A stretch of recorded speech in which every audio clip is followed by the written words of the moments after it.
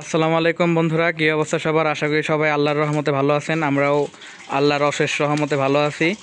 আজকে আমার ভাগ্নি 7 দিন পূর্ণ হয়েছে, এই উপলক্ষে আমরা আকিকা করতেছি আর রান্না বান্না করতেছি। আমার আব্বাই সুন্দর ভালো রান্না করতে পারে। বাবুর্চি থেকে একটা আকিকার জন্য একটা খাসি কিনে আনছিলাম।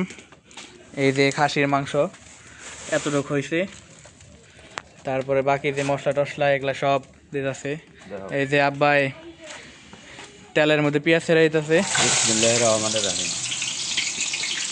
সবাই আমার ভাগ্নির জন্য দোয়া করবেন, আমার বোনের জন্য দোয়া করবেন, যাতে সবাই সুস্থ স্বাভাবিক থাকতে পারে, সুখী সংসার হয় সবার।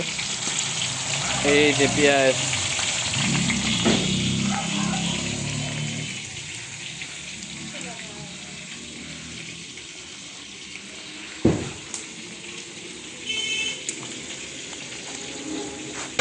এই যে এখানে আছে টমেটো সস, বিরিয়ানি মশলা, তেল।